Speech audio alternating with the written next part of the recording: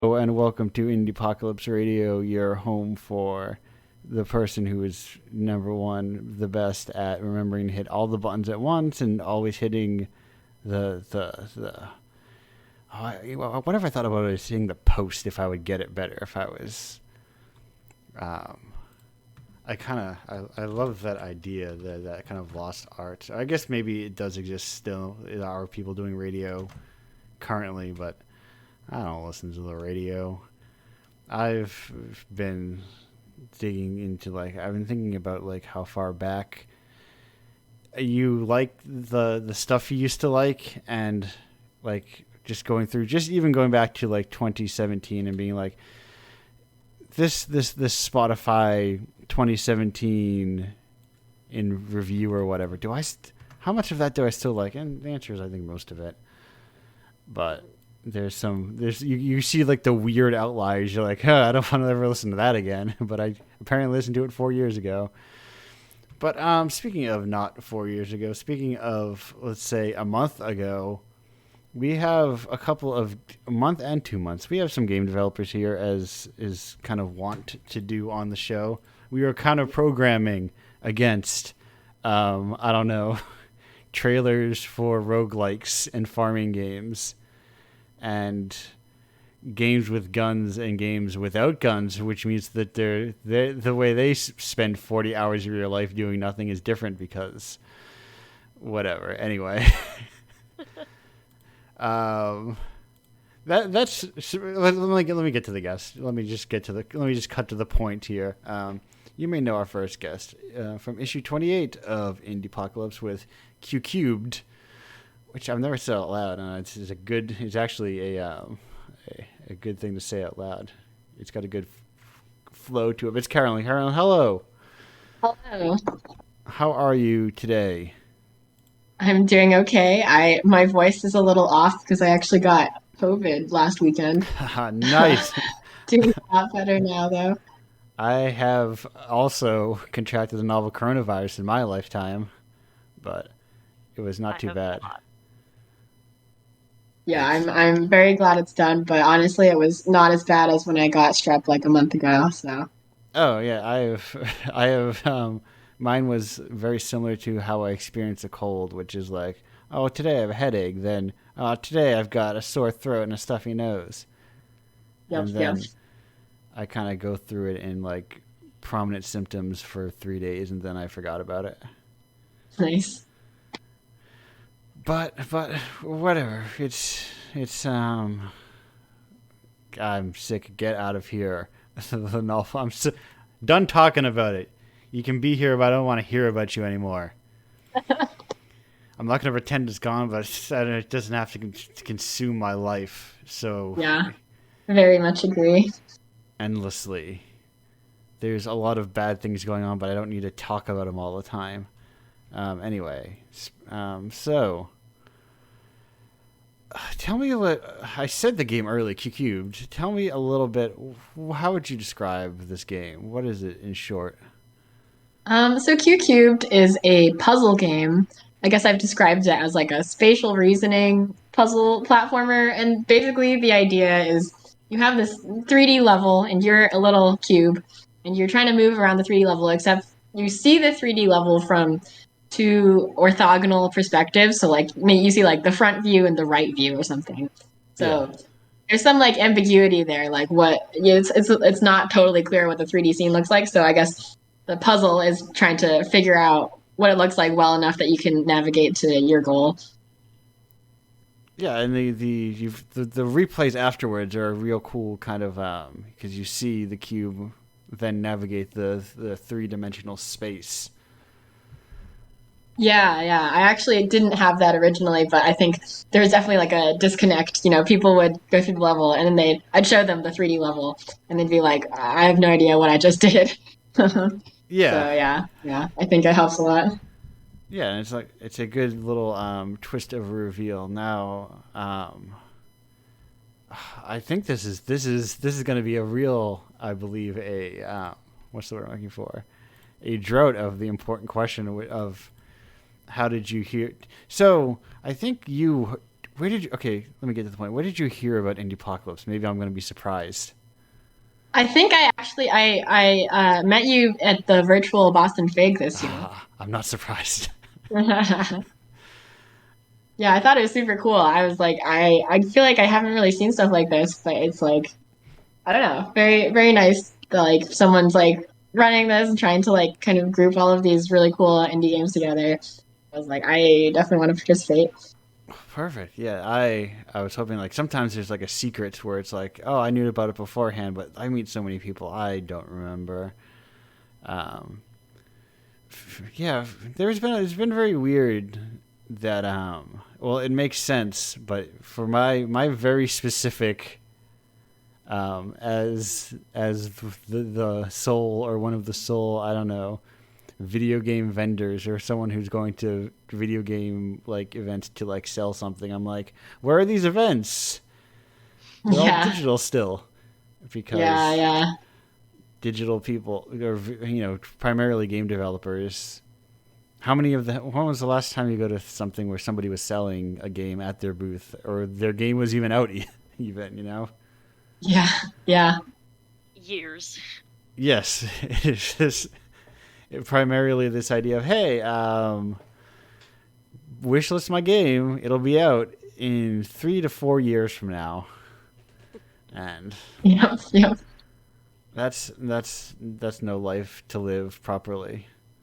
Um, Speaking of 3 to 4 years, uh, and to go back to something I was thinking. Let's since I know everyone is very aware of the show and this stage is extremely focused on video games. Carolyn, how far back can you go? Do you think? How far back does it take you to go? Would you say like, let's just keep it simple to music, perhaps, or maybe any taste of something draws closer to your mind that you look back at the thing you liked and you're like, oh, what was I thinking? Oh man. or or like this does not relate to me at all anymore. Hmm. I mean, okay, for music, I think I'm the type to like pretty much always like anything I've liked before. Okay.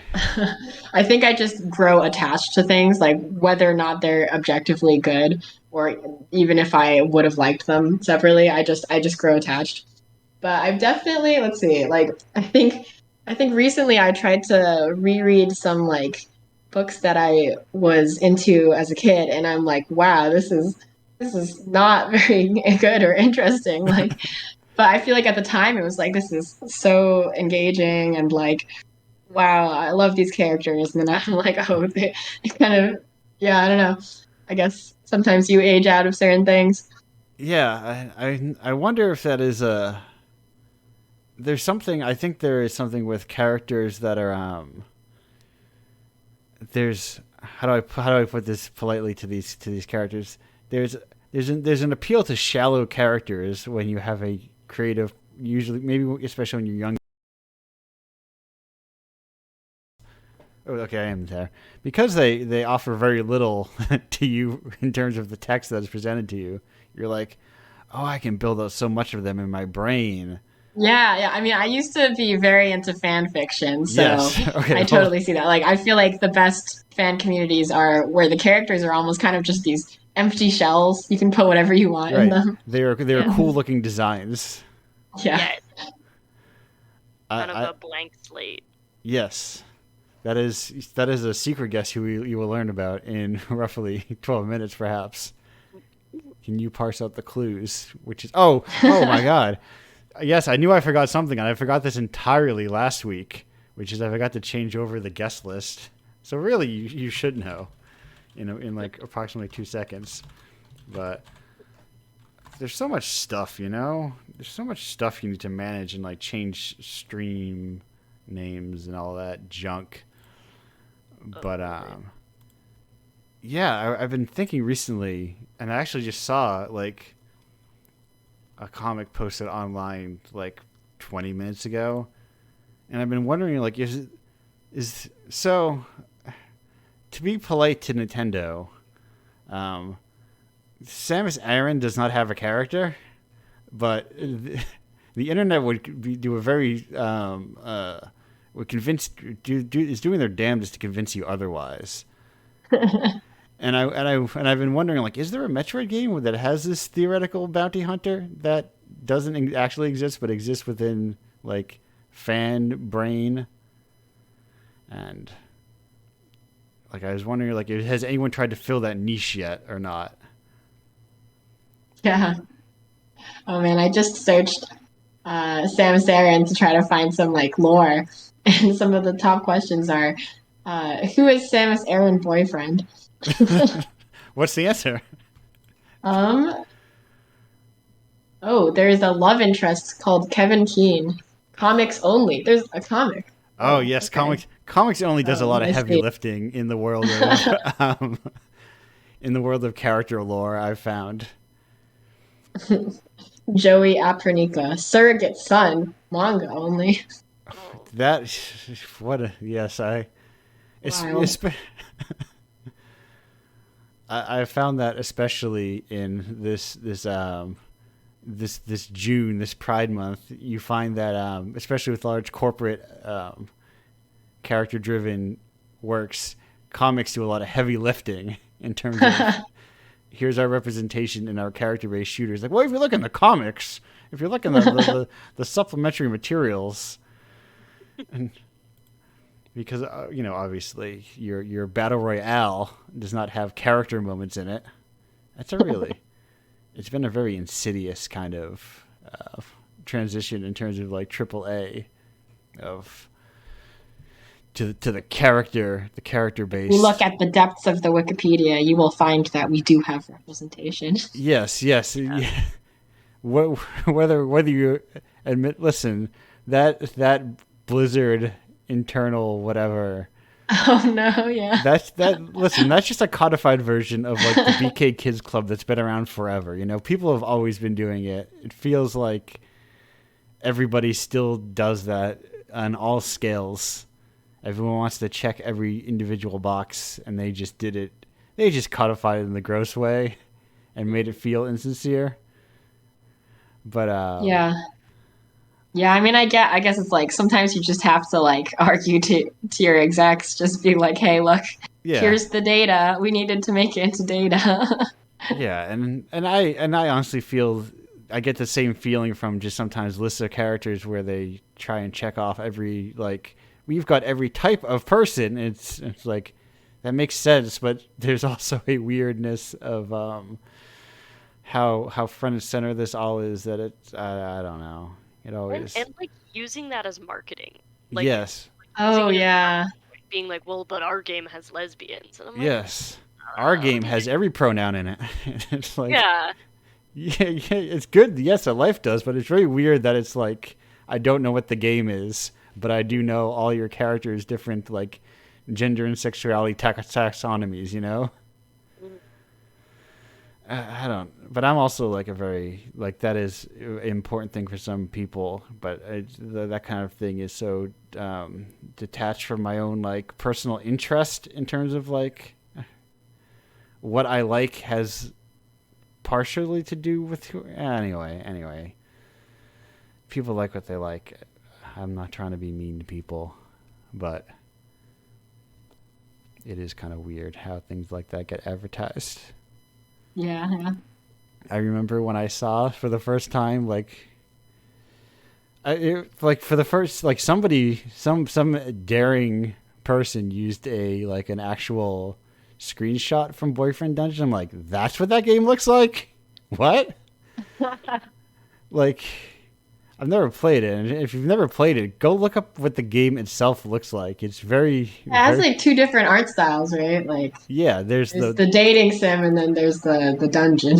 right. There's the very public facing one that everyone sees, and then there's the other one, which is just kind of I didn't even know that. perfectly fine, I suppose, but just it's very. I did a thing where I just searched boyfriend, which like that's not gonna get me where I need to go. I kind of Or maybe it is. yeah, that is. Wow, it was so easy. All I have to do is just type it into the internet. That's all I need to do this whole time. Google solving this. No, solving my. Listen, everyone. It turns out you don't actually need apps and that sort of thing. You just type what you need into the internet and it just gives it to you. Yeah, I mean, Google has a multi-search coming out. Perfect. So I just type boyfriend enough times and the ads will start to cater towards It it. will like show you on Google Maps like where people are. Oh, perfect. Finally, singles in my area have been adapted to maps. But anyway, yeah, even like you really gotta scroll to like get to what the game looks like. But anyway, that's just one game of many. That's just kind of like a very kind of like a good thing. Marketing and like what is forward, and it's one of those weird things where it's like when I saw what's it called? You know, the Star Wars one, Rogue One. I'm like, this is very cool that it is not a bunch of just regular ass white people. But I'm like, I don't like this movie, but good for it that it exists. Glad that people will throw money at things that are not just the same things. Yeah, actually, what was like, I watched Everything Everywhere All at Once recently, and that was so good. And I actually feel like part of the appeal of that was like they kind of just like style everyone so they look like normal people. I feel like I don't know, like especially with like all the Marvel movies, it's like there's this detachment where like everyone just looks like these gods. Like they're like super like muscly and like conventionally attractive, like full faces of makeup. Watching them fight feels like it has like no stakes. Right. And it was like actually like so refreshing, like with Everything Everywhere All at Once, just like a lot of like action and like excitement, but it's like they kind of just look like normal people. It's like that's great. Yeah, it's very weird to see. So they've adapted like the idea of like the Marvel house style, but into real people. Yeah. It's like actually it feels like a lot more exciting because it feels like I don't know closer to reality, I guess, not just these like people I would never meet. Yeah. These chiseled people on very specific diets to get a very specific look, so that they can be. Well, how else, if they don't all look a certain way, how can they make the evil version of them that looks similar but slightly more evil or whatever? You learn so much about the history of the evil version of so many characters that you never thought existed. But, yeah, I'm waiting. I am waiting for the death of what's it called? Yeah. Anyway. I need to stay focused on the task at hand. So video games. We have been. I've been thinking a lot about recently, or not recently myself, but this show has been tackling the idea of Mario, and I've been realizing that Mario is. Carolyn, what's your personal experience with Mario? I have never finished a Mario game. See, this is what I'm thinking. I'm thinking the ubiquity of everyone's favorite, whatever he is nowadays. He's this globe-trotting kind of mustachioed man, and it's like not so. Okay, no, this is a serious question. I gotta address, because I feel like I am being tricked by the world at large. Occasionally, I will be like, I don't understand why everyone likes this. This is confusing, but I kind of understand it to some extent. But are you familiar with the Japanese franchise that gets short? The long version is called Pocket Monsters. They often shorten it to Pokemon. Yeah. In the West. I've heard of it. Okay, so they created. They put out some screenshots, probably like within the last few weeks, of some Pokemon, some, as you call them, some professors, and so the hot professors. Yes, that's the question I have to ask. Is this is everyone calling those professors hot? It says this is a Pokemon psyop put on by Game Freak to trick us, or is this a genuine thing? Because I don't understand it. They just look like regular people. You don't think they're hot? What kind of No. regular people are you surrounded? They just look like very, very generic people. I'm confused. And I'm trying to understand. I don't know. Okay, but like compare them to like Professor Oak. You know, like Listen, Professor, it's first all... of all, also like the guy Professor is like such a Chad. Like he's like the Chad meme. Exactly, and I hate that guy. But yeah, I mean, you know, questionable on him. But like, come on, well, who's the woman Sada? I feel like you know. Kicked my thing out. There we go. I'm back. Yeah. So okay. So, I respect your opinion. I don't understand it, but at least I know that it is not a. Unless you're Not paid. a spy-off. I could be paid. Are you a paid agent for the Nintendo Corporation? It's possible. The Pokemon Company? You're deep in their pockets. I signed an NDA. So. These NDAs. We gotta get rid of all these NDAs. People just gotta talk about things all the time. Who cares? Speaking of, that's a good point to, I would say, end our short segment here. Actually, I got a question for you, Callan. Before we go, is there anything that you have seen that everyone's like, yeah, this rules, I love it, and you're like, I just don't understand what you're seeing here? Not that you necessarily hate it so much, but like it just feels like you're confused and you don't get it. Huh. I mean, I feel like I basically started feeling like that about like every Marvel movie. Okay. Like what would happen at some point? Like I watched a lot of the like beginning ones, I guess, but like at some point people would be like, "Oh, this one is so much better than the rest of them." After I told them that I wasn't really watching them anymore, and I'd be like, "Okay, sure," and I would like try it out, and I'd watch it and be like, "Is it better though? It feels the same and maybe worse," and I'm so tired of it. I would say that's my thing, but I guess it's not super unique. No, it seems like it's maybe like a take on the rise, perhaps, of just, you know what, I think it's the same anyway. Before we devolve into, like, I think it's the same problem that I assume exists within just like comic books. The MCU has just literally become Marvel comic books at this point. The same structure, the same kind of like. Occasionally, maybe I'm just waiting for the time where weird creators get to make something good for a character. Yeah, just like endless combinations of their IP. Right. So we just need someone with zero budget that gets to make a D-lister and they get to do whatever they want. Like, wow, it's a good story. And then that D-lister gets consumed because they become popular. But Carolyn, thank you for being on the show. You're obviously, I hope you would stick around, but we're going to go on break right now.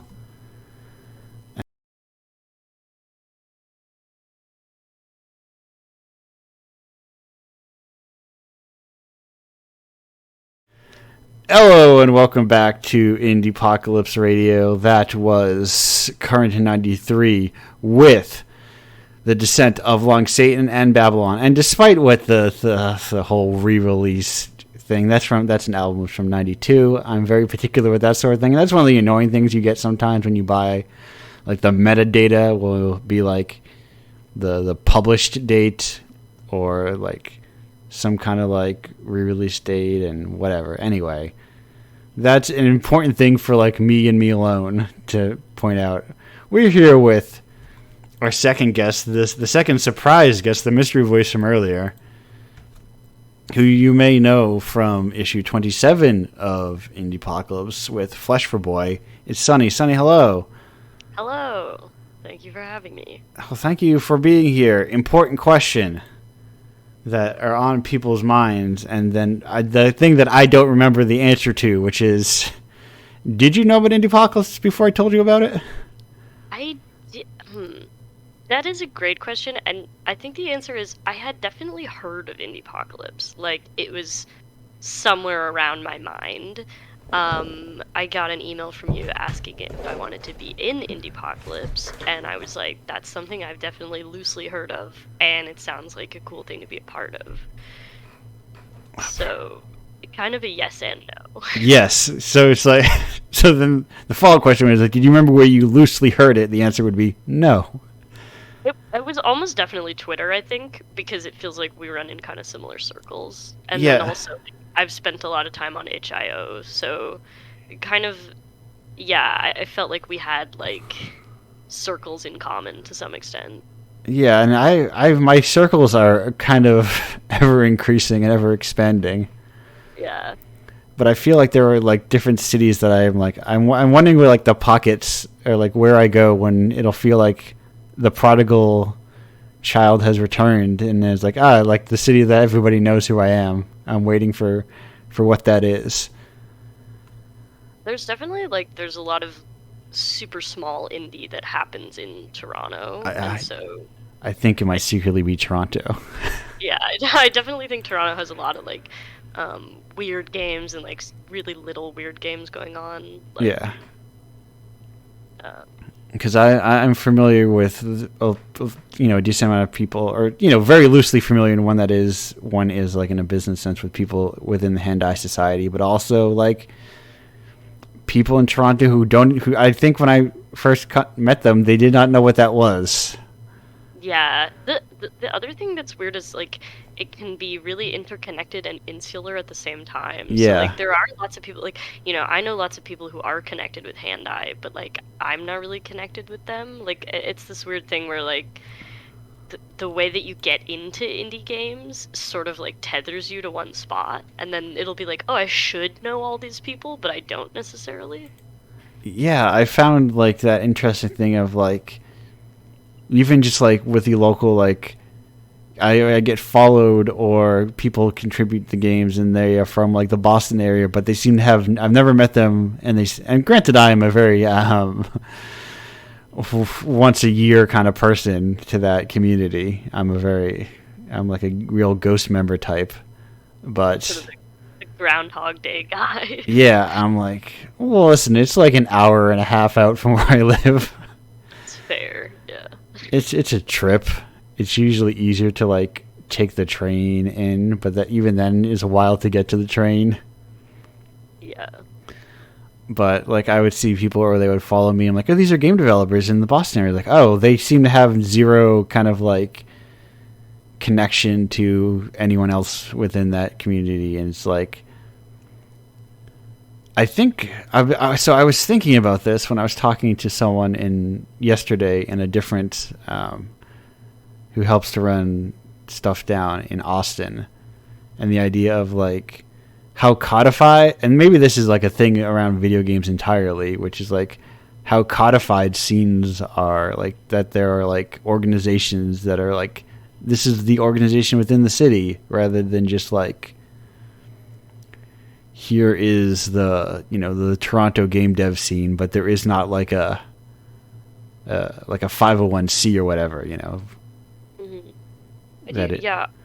It kind of feels like there can be benefits to having like an org that's kind of running stuff and connecting people, and then at the same time like there's obvious drawbacks. It can be like insular, or it can have, I don't know, like internal problems with right. things like that. Right, because like the orgs can have like events and they can put on things, but then also that means you then have to be funneled through them. Mm-hmm. Yeah, and it's sort of like you're, I don't know, not like at the mercy of, but just that, it can be hard if it feels like everything is located in this one spot, like centralizing stuff, which is almost kind of antithetical to indie, I feel like. Yeah, especially like if like the Boston stuff is kind of is located primarily in Cambridge, which is like, it's a very specific area around that city, Mm-hmm. And it's like, so even like the physical location of these orgs tend to attract certain audiences who like live in those very specific areas, Yeah. yeah, definitely. There's kind of a in Toronto, I think certainly. I mean, there's like a privilege to. Do you live downtown? Can you get downtown? That kind of thing. Right. Is this like a 40-minute? Like, do you have to take a like a subway then a bus? Yeah. To get there, or can you just walk out of your house and is like a 10-minute walk for you? Yeah. So like there are those physical barriers that can be huge. Yeah, it's a weird thing, and that's kind of like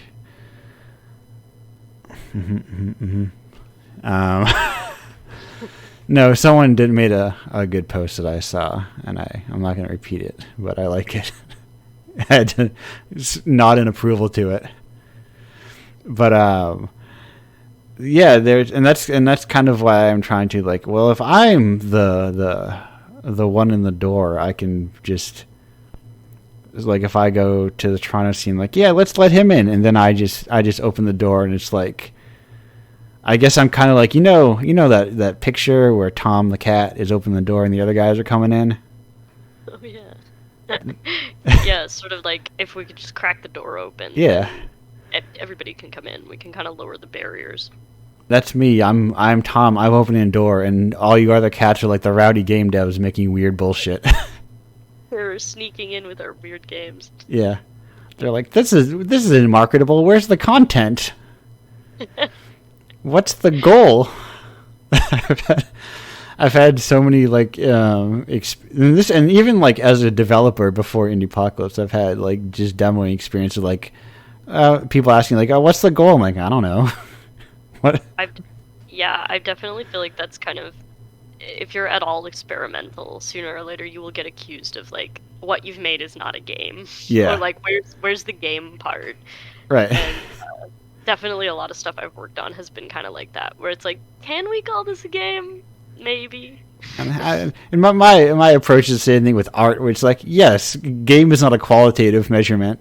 It's just kind of like a label. Yeah, I think so. And I think, yeah, I don't know, a lot of good stuff comes out of like very experimental things, you know. There has to be space to like play around, because that's where the innovation happens. Yeah. Yeah, and maybe, you know, someone will see your abstract and non-game, and then they'll like pluck one bit of it and just put it in their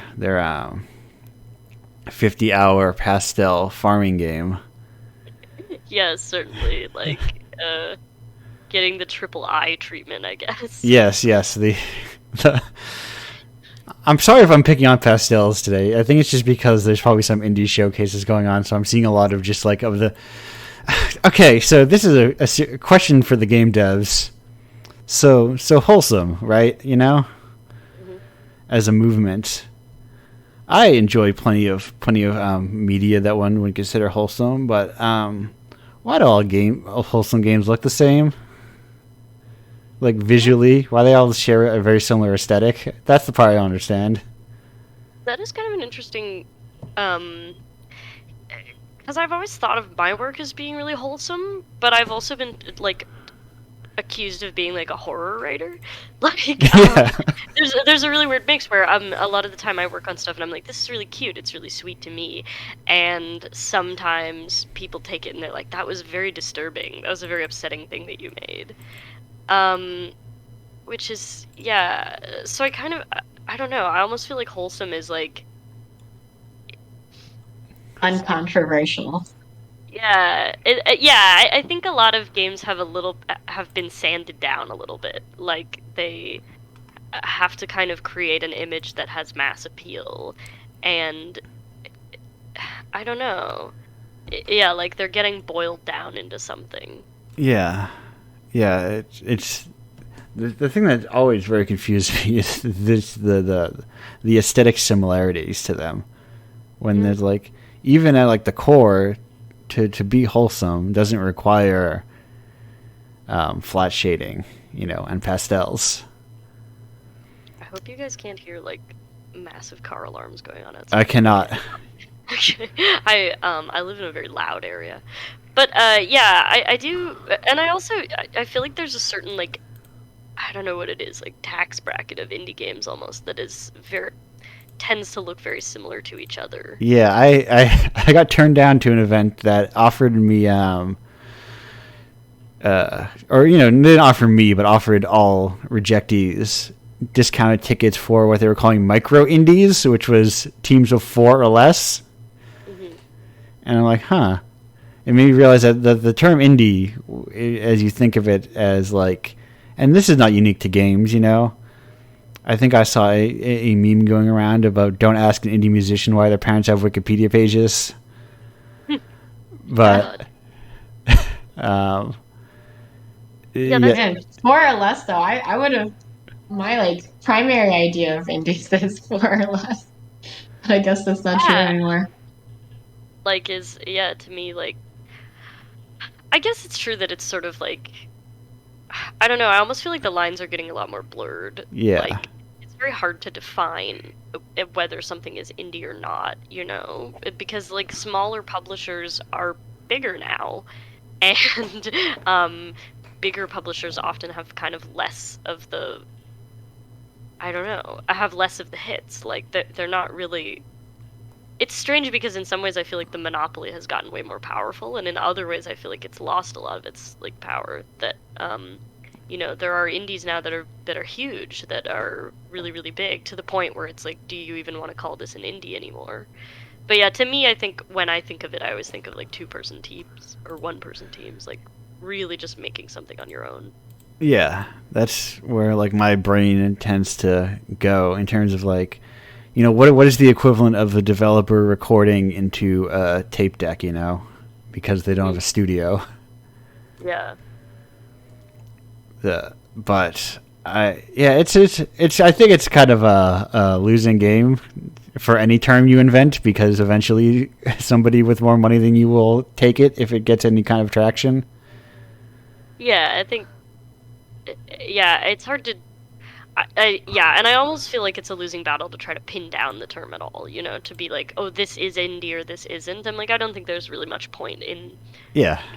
Trying to battle that out and trying to say like this isn't indie or this is like. Ultimately, I don't think it matters that much. Yeah, at best, like, and let's be honest, PlayStation isn't going to turn down like a Devolver or a Finji game because you convince them that they aren't actually indie.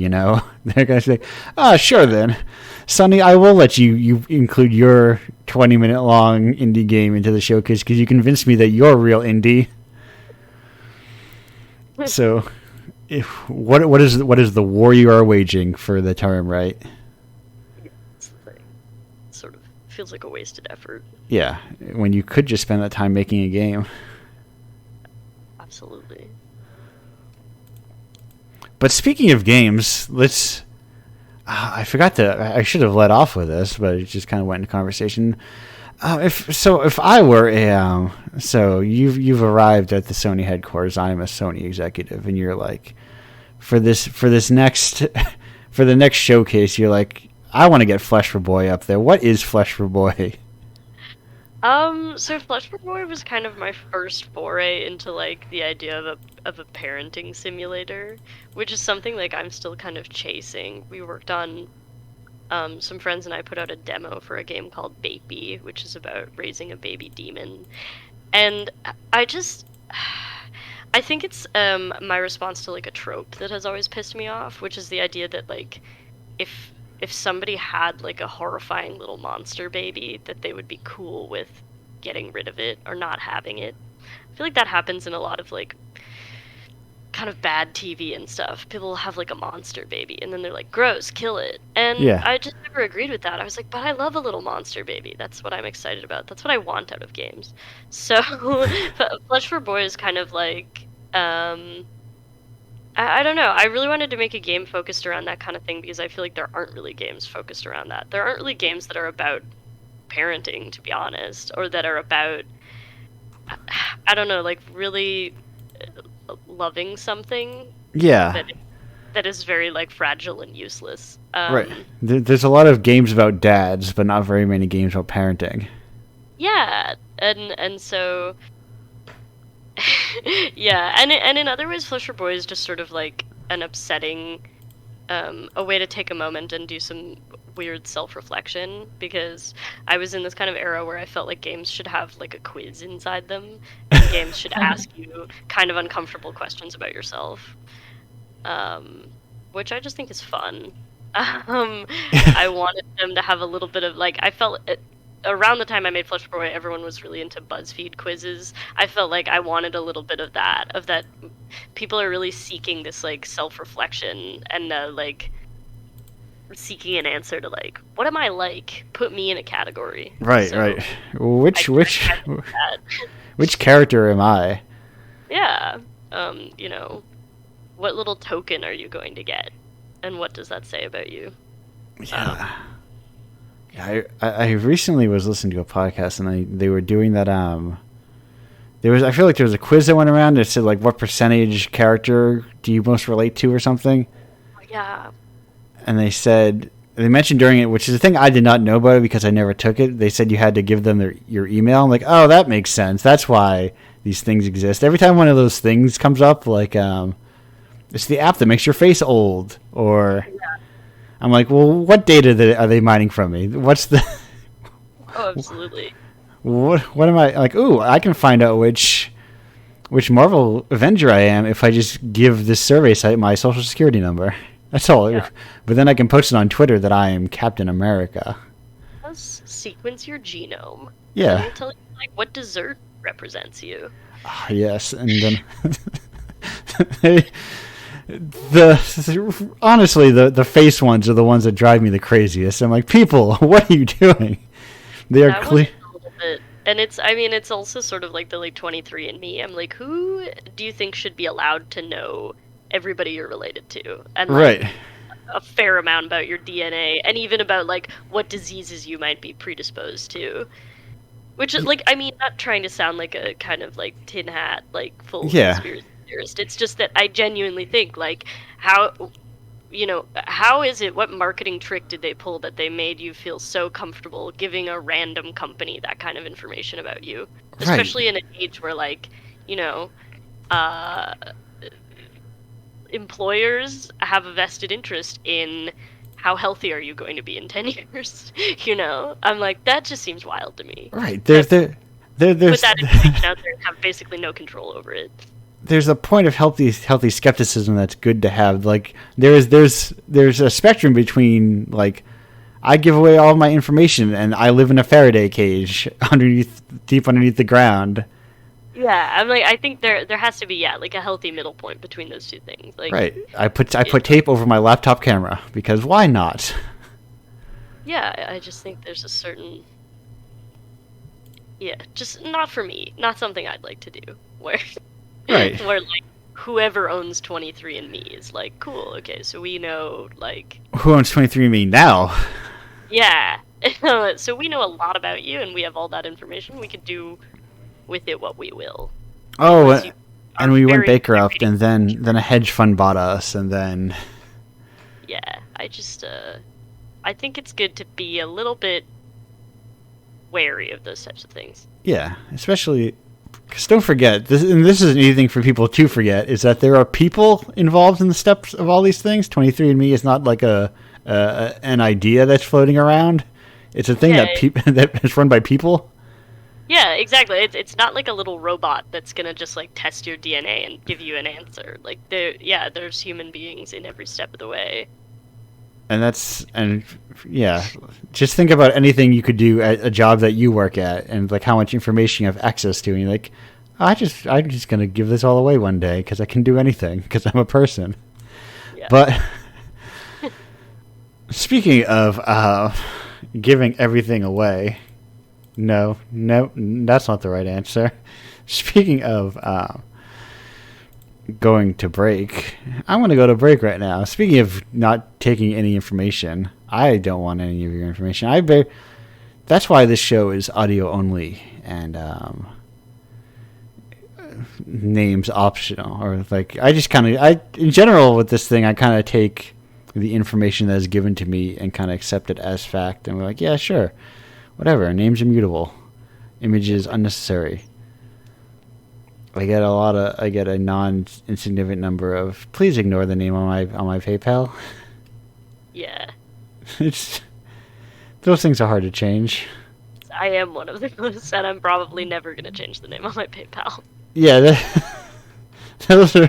Yeah, I think someone at one point is like, yeah, it's actually kind of easy if you change it to a business or something, but yeah, it's very strange. But anyway, Sonny, thank you for being here for this talk. We'll be back after this talk for more talking, because it's a radio show. It's how these things work. But also, it's a pirate radio show, which means I'm going to play a music, as they say, a song that is about 2:35, and I'll be back on the other half of that. Bye for now.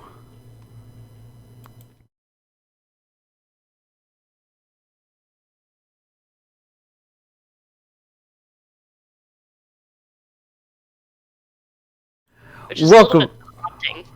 Welcome back to Indiepocalypse Radio. That was Werewolf Gimmick by the Mountain Goats. I've been kind of cycling through that back catalog because I love the band. Oh my god, the Mountain Goats is like one of my favorite artists. Remind me, I have I've got a secret plan. My one of my ambitious projects involves the Mountain Goats. One of those things that who knows if it ever come to fruition. But anyway, that's kind of like secret off-air chat. So important question, then, Sonny. What would you say is your canonical, I guess, Mountain Goats album? That's a great question. I think, to me, the thing that speaks to me the absolute most is actually their EP that they did with John Vanderslice, Moon Colony Bloodbath. Okay. And I've always been obsessed with it. I'll probably never not be obsessed with it. But most recently, I've been listening to Life of the World to Come again, or The Life of the World. I can never remember the exact Yes, name. I always forget the name of that album. Which is just fantastic. It has so many I don't even know how to put it, like twists and turns in it that Yeah. Just haunt me to this day. And now, follow-up question: do you think this is something I think about with them a lot? Do you think there is is there a canonical album that people are like? Yeah, this is the one. All Hail West Texas, I guess. Maybe. Okay. Which I feel like is because it's a turning point. It's sort of like it's in some ways the end of the tape deck era. Yeah. And at the same time, so you could kind of call it the crowning end of it, And right. I think it's one that people who have listened to sort of the whole discography, I think, would often call this is representative of the Mountain Goats in some way. Okay. Which is hard to say because most of their albums are not representative of the Mountain Yeah. Goats. Yeah. My guess is often so. At one point, a friend, we went to a concert, and a friend's like, "Make me a playlist of what do you think they'll play," and I made it, and they played zero of the songs. Yeah, the only reliably probably No Children probably this year. Yes, I found No Children this year. They played. Then I think the last couple they played. What is it? Was it Spank? I think Spank Gladiator 2. The one that's just Stay Alive. Yeah, I think Oceanographer's Choice some of the time. But then they'll play weird things that were hey, this was only in the newsletter. There's certain ones that you can no longer request, but people notoriously do, like Handball and Golden Boy, which are very deep cuts. I think one show I went to, they played For the Krishna Core Punks. I don't even know that one. I think it was one of those. I think it's one of those newsletter only ones. It's and I think everybody has a pet Mountain Goats song that nobody has heard. Nova Scotia is one of mine, and then Proverbs 610 or 623, which is not on the album, but it's it was a demo or something. Yeah. No, I often cite as an efficient. Whenever I talk about stories, sometimes I'll say whenever I'm referring to how you can make a more meaningful story in a minute and a half song than you can in a 6 season TV show, I'm always talking about dance music, basically. Yeah, and I think all of the high schools start running back. It's a fantastic example of that. Yeah, and like they're better version. They're more fun versions of the classic baby shoes, you know. They kind of are, yeah. These very, very extremely sad, very short story, but with so much life and vigor in it a lot of the time. Yeah, there is. Yeah, understand why people like it as much as they do. You know, there's this very specific energy to it. Yeah. There was the last show I went to, which was actually also the last concert I went to before I had gone to a Godspeed show not too long ago. Was a Mountain Goat show, and like back to back, he was like, "This song is for like people who are misunderstood and struggling and can barely make it out of their own basements and that sort of thing." And one of them, then like 2 songs later, was like, "This song is for Nicol Bolas," and he's just a weird guy, and I like it.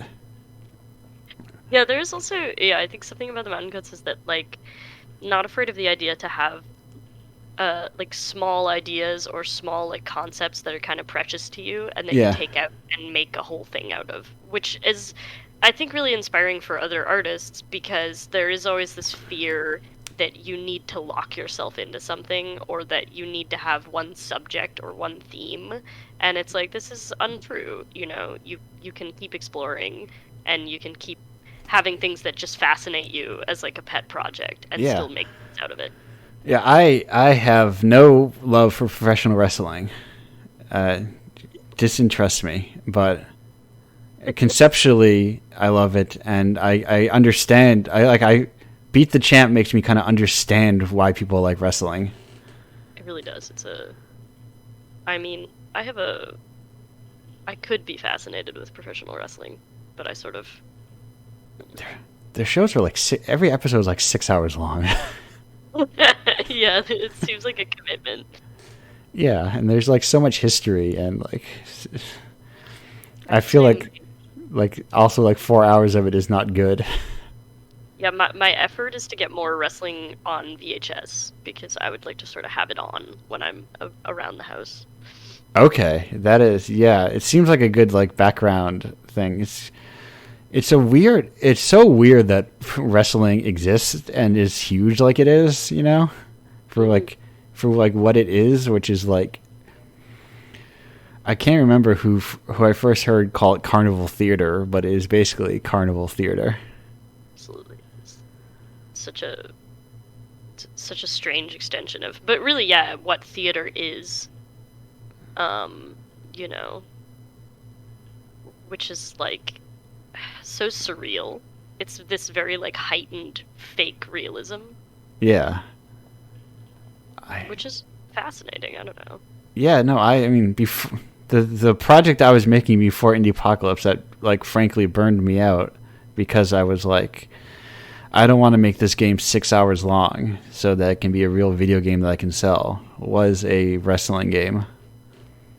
That is a very brutal part about indie, is that a question of what are you allowed to charge for? Yeah.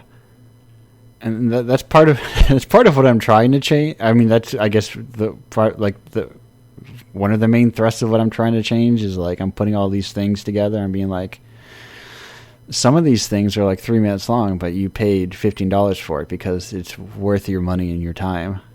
Yeah, which I think is fantastic because, yeah, working in indie, there's this moment when you have to kind of put your foot down and be like, I do think someone should pay for this because I had to work at it and I had to make this. But I've had, you know, games that are maybe like 20 minutes long or like at most like a 30-minute experience, and had people say, well, $5 is a bit much.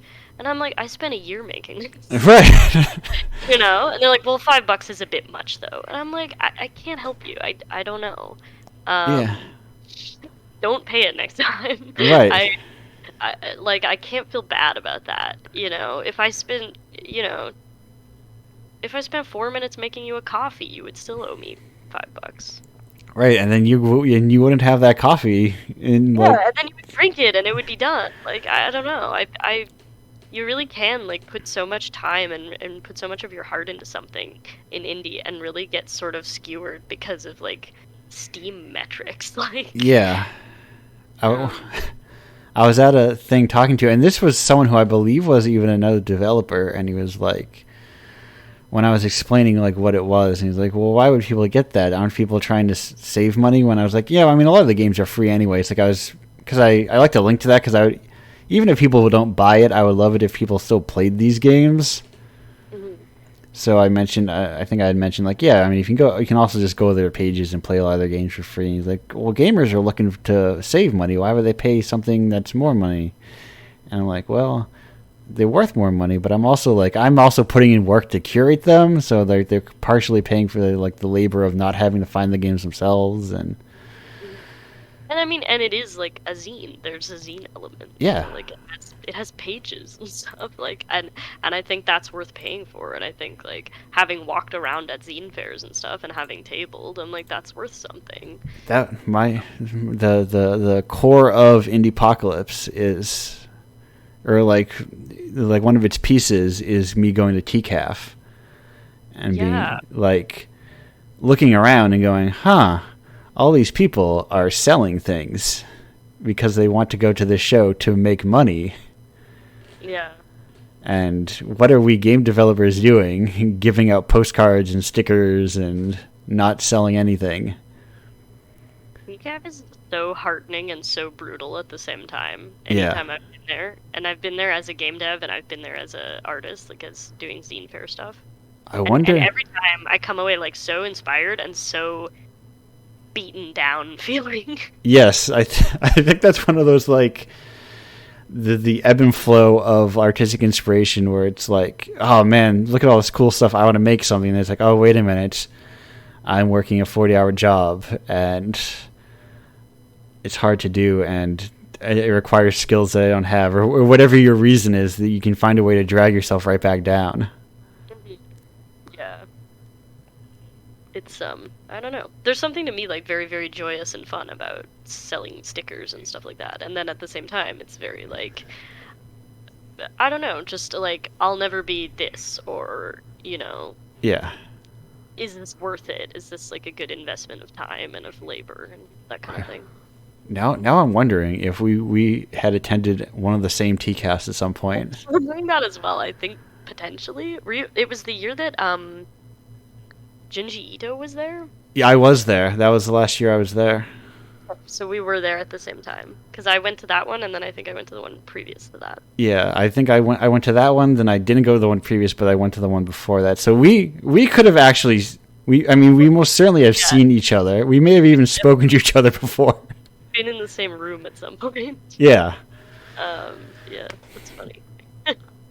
That's the thing about TCAP, it's so huge. Right. Even within like that small hand-eye space, there's still like 3 or 4 rows of those really bizarre desks that everyone trips over.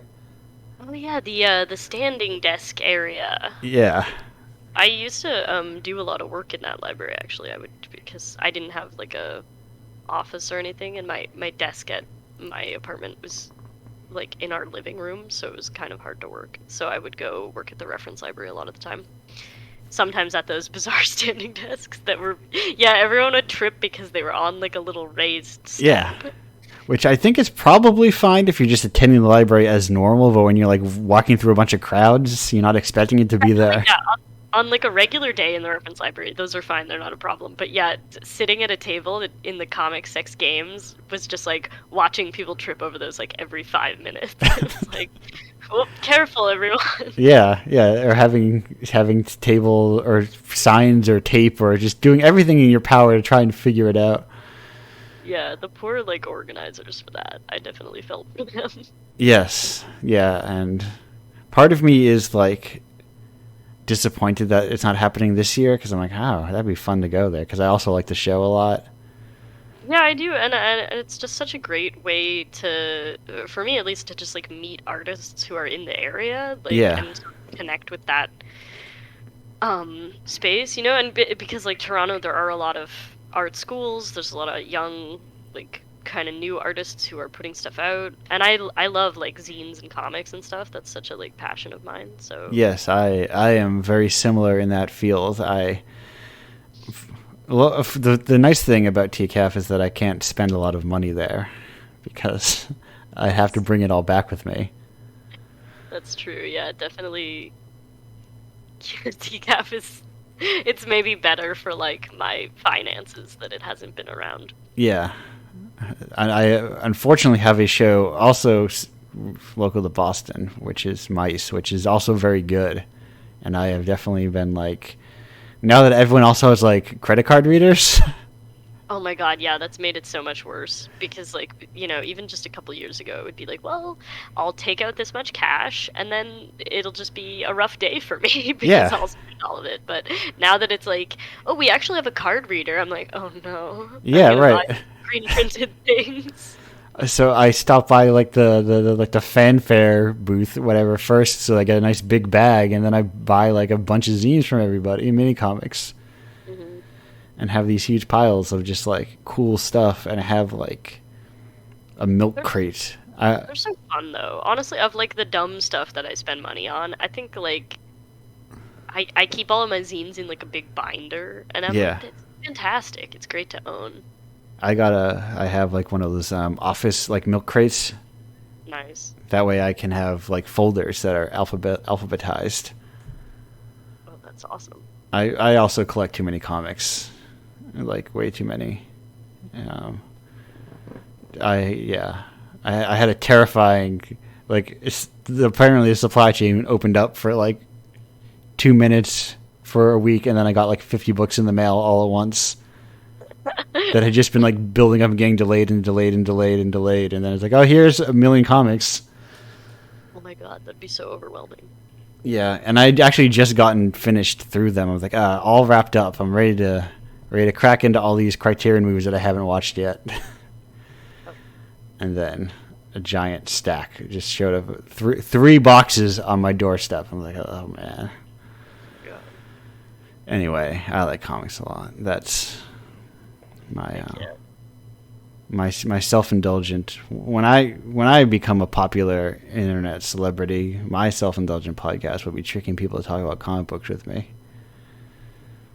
So I can be.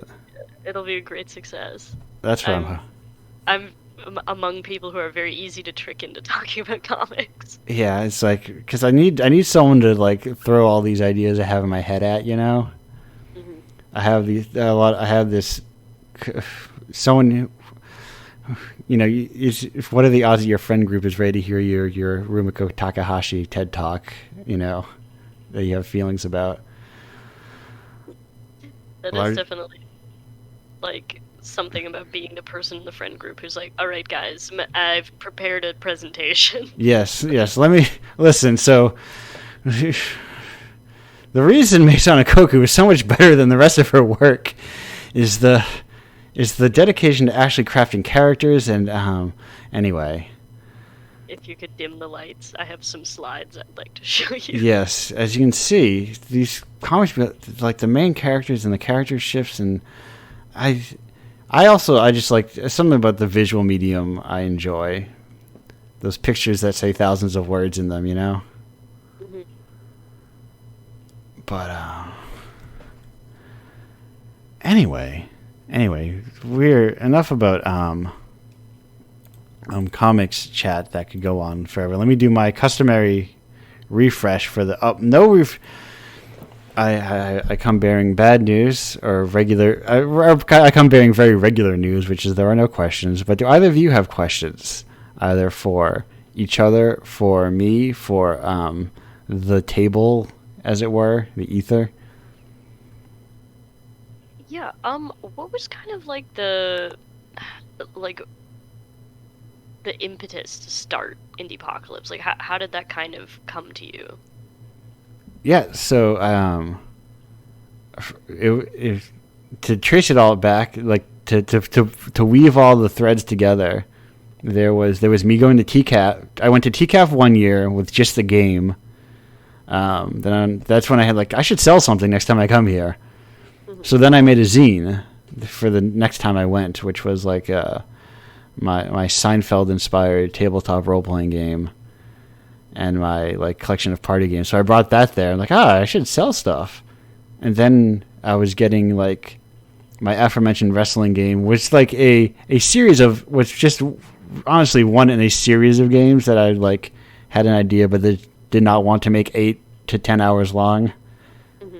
And I was like, this sucks. I hate it. What if somebody should make like, and I, because, also comics, you go on Kickstarter or something or whatever, or Indiegogo or any number of, crowdfunding things. And at any point in time, you will probably find a comics anthology about something. Yeah.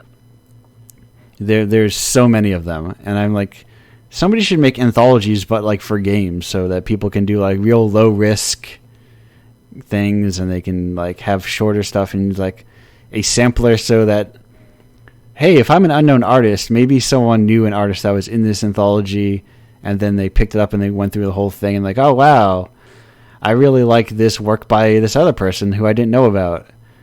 It's also like the benefit of like openers at concerts, Mm-hmm. Like I got very big into Sydney Gish after she opened for Mitski, and I didn't know who she was going into it. Yeah, I do think there's something really, because that really doesn't exist for games. Like, I mean, I guess a Humble Bundle to some extent, but, there really isn't like a kind of an indie roundup besides Indiepocalypse. And I've thought about ways of like, what if we put demos on each other's games as well? But that's a tricky, like, technical problem. That would be really interesting, though. Like if you were playing it, because I think that kind of did exist at one time in like the CD era, where it would be you would buy a CD and it would be like, hey, here's like a code, or even here's a second CD that's for like a demo of something. Yeah, or even like wild. I remember specifically it was like Gex 3, I believe, where it had like demos for like this weird RTS game and I think a Soul Reaver game on it, just on the disc with Gex. Which is so cool. Like that's such a funny thing that really like just doesn't exist anymore. Yeah, and I'm sure. Like, I think if you had, like, Outer Shell, like, the thing Indiepocalypse works in is just, like, a really lightweight, simple-to-use Godot thing that technically you could do. It'd be trickier to, like, build it inside your game itself, Especially if you're, like, working Unity and then this thing launches in RPG Maker or Bitsy or something. There's definitely, like, you could kind of do that with Unity games, potentially. Like, you could link them up. You could put, like, a demo for something inside. Yeah. But then there's your problem of using the default ass Unity engine, I think is what it's known as. Yeah, you guys would have to be in the same like editor. Yeah, so there's trickiness to that, but I like the idea of compilations and like very loose. And there's way more of them than there were than when I started, which was there were 0 when I started. if you just count Humble Bundle, which I would discount it because I think it's also kind of like it trades heavily on big names and it's more of a race to the bottom kind of thing where it's like. Yeah, I mean, I definitely wouldn't count Humble Bundle, having even been like on a Humble Original at one point, but it's real. It's a real like how cheap can we get these games for when that's kind of the opposite of what I think, or at least what I'm trying to do is like, well, no, games should be less cheap. And that was definitely, I felt like observable in the audience for Humble Bundle, which was very much this idea that was, like, I should get the most hours specifically, which people are often very obsessed. Like, I need to get the most time. The game has to take the most of my time, and that's how I know it's valuable. Right. Which was just super wild to me. I've never been able to understand that. That's not a metric that I'm looking for in something that I want to play, is how much of my time can it possibly take up. Yeah, no, I mean, honestly, it's like time is like a cost. Like, Yeah. I want to get more out of less time. I don't understand. I wonder if some of it is maybe even just like an age divide thing, because I feel like maybe I can understand like being in high school or something, being like, honestly, I do have a lot of time. even, I can think back to it now. I'm like, I used to write 5 novels a year when I was in high school. Like, I just Oh man. I had so much time on my hands. I could do anything. And then, you're an adult and suddenly you have to like pay taxes and buy your own toilet paper and you're like, okay, actually, I'm very, very busy. I would like a game to take up as little of my time as possible. Yeah. Please destroy me in 10 minutes. Yeah, I would like a 10-minute game that like gives me a very brutal emotional catharsis, and then Yeah. I'll wipe my eyes and go back to my day. Yeah, I recently because I finished that aforementioned giant comic stack. I'm like, well, now that I'm have no comics to read, I should maybe play video games or something. Or so I like, what are all these free games I've accumulated across all these different launchers? Mm-hmm. And I played one, and then after I spent a while playing it, I was like, did I enjoy that game or did time just pass? That's a question I find myself asking with like that, and because it had been so long since I've like really sat down and played a game at all, and that was like my criteria when I was like going through that massive Steam sale library. It was like, am I enjoying this? Am I getting anything from this at all? And if I wasn't, after like a little bit, I would just like uninstall, hide it, never look at it again. Yeah, I definitely think there's something about like I don't know, like a very beautiful game where you have like a big gun or a sword that is designed to take up like 40 or 50 hours of your life. I think in some ways that's indistinguishable from like Candy Crush. Yeah. Like, it's just meant to eat up your time. And I'm Yeah. like, I don't really see the benefit of that. I'm not excited about that. I don't want to do that. Right. I listen. It's listeners of the show will know that I like Final Fantasy 14. I play it a lot, but it's also a different thing for me than like. It's not the same that I would get out of like a different kind of game, you know. Like it's kind of like I understand it as a time sink, you know. I think for some people it has like kind of a social aspect. Yeah. That's been my understanding. Which is a little bit different. I mean, yeah, I think online games are kind of their own animal in some ways. Yeah, and I do like going over to like the market board and jumping over the same guy who's for some reason lying down in the middle of Limsa Lominsa for some reason. There is like a It's a moment of fleeting human contact that is yeah. indescribable. There is like there is, I think there is that social aspect of it too that I somewhat enjoy. Mm-hmm. But I also recognize that like, it's getting my cable's getting real sensitive lately. I also realize that it's a thing that I put on when I'm like, here are the videos that I wanted to watch throughout the week that I haven't watched. Yeah, there's also kind of like a multitasking element to it. It's definitely like I still play a lot of The Sims, but I usually have something else going on at the same time. Yeah, I feel like some of my like best downtime is just like playing Hearthstone Battlegrounds like while watching something on the TV. Just like so Yeah, much stimulation, my brain is just like off. yeah, definitely. there's that weird like, and I think this is a combination of just like people on YouTube, nobody edits their stuff, and like binge style television production where it's like they're almost not designed to take your entire focus, and it feels like if you did spend your whole time watching, you would think like, what am I doing? Yeah, there's definitely TV shows now where it's if you actually sit down and try to like watch it, you're like, this is not enough. There's like Yeah. basically nothing This is like I don't know, it's like the equivalent to like eating a big piece of cardboard. And it's like, yeah, I kind of do need like a secondary thing going on. Yeah, I There's thought also all of those like ASMR like restaurant cooking videos. I feel like yeah. just it's like yeah, I don't know if I could really just watch this, but it's nice to like just have. It can't be designed to like sit down and actually like look at it and watch it with your full undivided attention. Yeah. Yeah, I want to, because that's primarily how I experienced like a very specific style of like late '90s, early 2000s adventure games that are kind of bad but kind of their own cool thing. Is that watching people play them? But it's like I can't fully focus on this, but I do want to see what this game is because I do like them in some weird way that I can't fully explain how much I enjoy like Phantasmagoria and like Sanitarium and all those kinds of like kind of edgy, kind of harvester sort of adventure games. Yeah.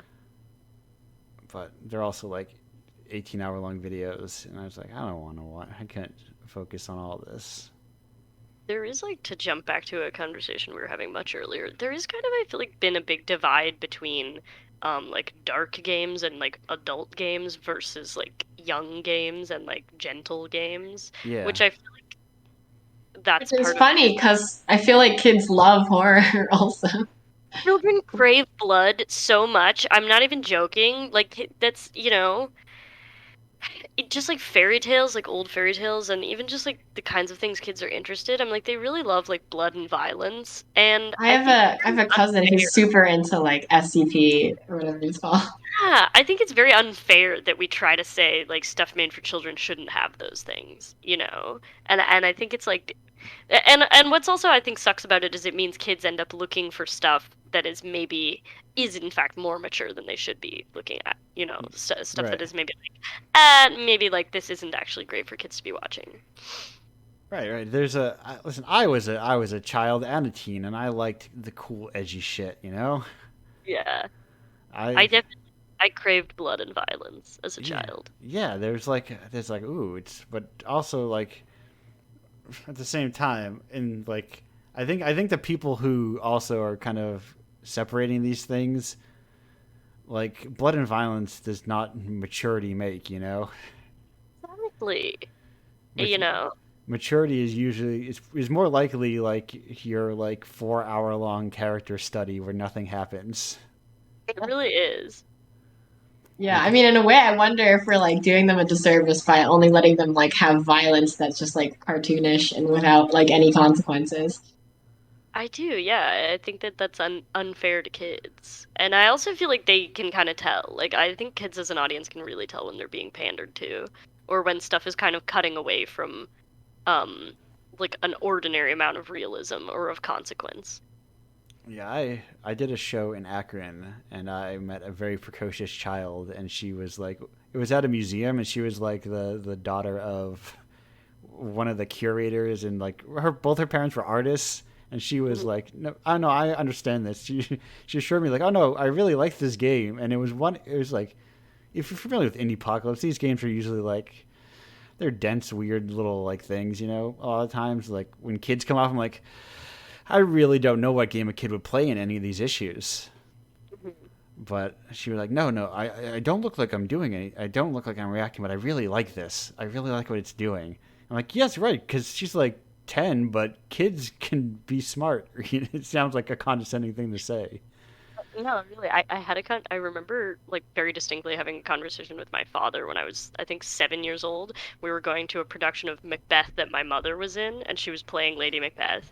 And in the intermission, before she was like slated to die, he took me aside and he was like, "Remember, it's just a play." And I remember being so offended at 7 years old because I had been to the Oh my god. rehearsals. I was like, "How dare you? You think I don't know how theater works?" Yeah. I'm your daughter. Like I was so, but it's funny because yeah, I think people just forget that like, kids really, I don't know, They, have an they, understanding of things. right, they mature like in a broad stroke a lot faster than you think they do. I think something that I said a while ago was that kids are never thinking less than adults. They have Yeah. less context for things. So like kids, they don't necessarily understand like the context of everything or what it entirely means, but they're not thinking about it any less. Yeah, you're right, right. They don't have your full reference point of everything or the life experience that this is like subtly like that is drawing on that has like you just kind of understand, but they Yeah. still recognize like probably the core emotion and the what's going on underneath it. Yeah. But they just yeah, kids are smart is what I'm saying. Which I guess what we're trying to say is like give kids some Yeah. credit. Yeah. They deserve the credit. I did though once like I was at Canzine, I think, and I was tabling and a dad came up with two like quite young children and was kind of looking to purchase one of the zines I was selling, which was called Worm Journal, I think, and it was about a person dying on like a empty spaceship because their like lungs are full of worms. And as he was looking at this, I was kind of like, it's a little bit of existential horror. So I'm not sure it's great for your kids. And he was like, well, is there like, like sex or like violence? And I was like, no. And he kind of was like, sounds great for my kids. I'm buying it. Which I was like, well, to each his own. Yeah, listen, I hope they liked that. kids are never too young for existentialism. Helps keep them away from nihilism, you know? It's true. Yeah. It's that as a young child when oh, wait a minute. It's life is meaningless except the meaning we apply to it. I like that idea. Nihilism for kids. Yeah.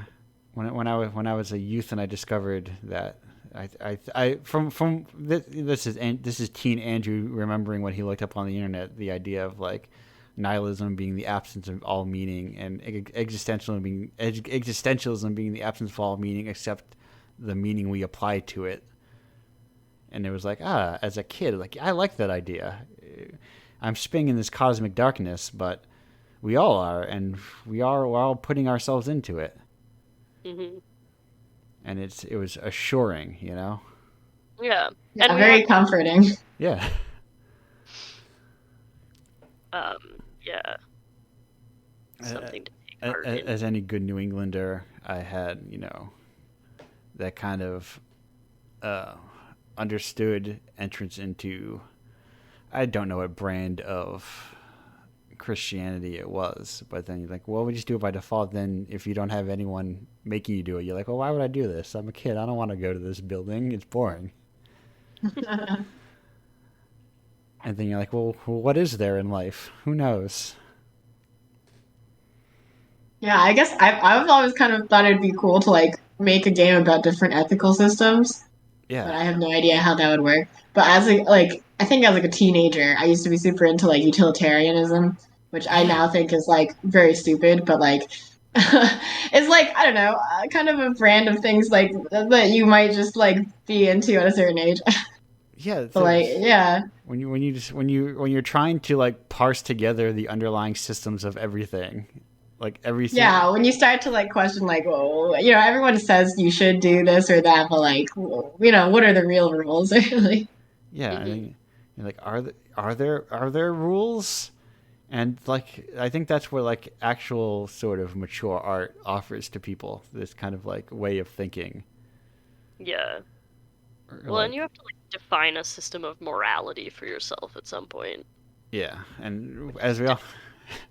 Well, nowadays I only experience art that has a clear-cut moral message, where no bad stuff happens because that would be immoral on the art. Bad stuff in this art.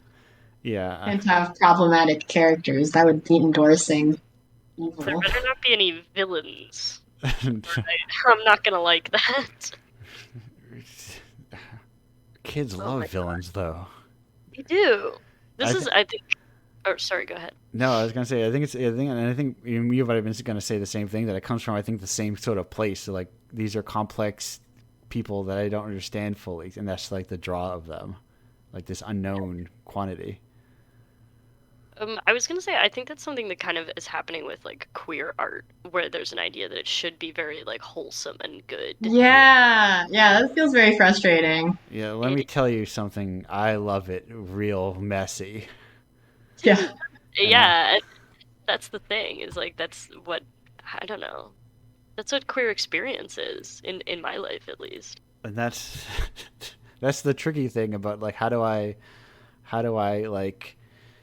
I took my first steps in trying to like position like, well, it's Andrew wants a taste of rainbow capitalism too. But I feel like I myself do not position myself very queerly up front, like it's a mixture of privacy and I just don't look that way, Mm-hmm. But also like I feel like advertising Indiepocalypse that way, besides the fact that it feels like you're just like trotting people's identities around for marketing, which it feels gross. It also feels like a lot of the games involved that fall under that don't fit into the marketable queerness that people are looking for, or it feels Yeah. like they're looking for. It's like we need like an unwholesome direct. Yes, yes, like Ew! Like a nasty direct. a Kind of. direct, a sicko's direct. Oh my god, Echo's direct would be so That good. sounds amazing. Yeah. Because it is, like I don't know, like my friends and I are, queer and what we make I feel like is inarguably queer games and yet like very much doesn't fit that mold and very Yeah. much is like not marketable in a rainbow capitalism way, you Right, know. right. It's not a here's my colorful anthropomorphized cast of things that you get to date, and look at how they're across every color of the spectrum. Yeah, it's like those are not games that I have an interest in Right. making. Which is like not, I mean, honestly, like not to sort of when I have a complaint with like queer wholesomeness, it's not that I don't think that it should get made or that I don't think those games have value or Right, anything. or that's not the kind of games those people actually want to make. It's just yeah, it's the idea that those are the only queer games we can have, or that that's what a quote unquote good queer game should be. Right. Is really this kind of like respectability politics that I just don't agree with. Yeah. Or it's What like if how, it's yes, no? right, or it's like how long, like, yeah, okay, this is what is popular right now. How long do we have to sit through this before we can get to like different stuff? Like, okay, yeah, people like very wholesome. I'm going to a seaside, mountainside, sleepy village, and I can date everyone in the village, and it's all very cute hand holding. But like, yes, it's all. When do we get past that? When do we get the real messy stuff? Yeah. That's like, no, it's not even like bad messy, but I like things that I don't know. I like mess. Yeah. I mean, in a way, it feels like almost kind of dishonest for everything to like only be allowed to be so like polished and like wholesome. Like, I don't know. Yeah, It is. Yeah, it feels dishonest. It's this kind of like sanitizing of and I just feel like it's unfair because I think like, straight games or like sort of ostensibly straight games can do whatever they want, can be like this is a nasty game about like I don't know, doing weird shit and at the same time like queer games have to be in the queer category instead of anything else. right. I mean, that's part of the other thing where it's like I don't want to like.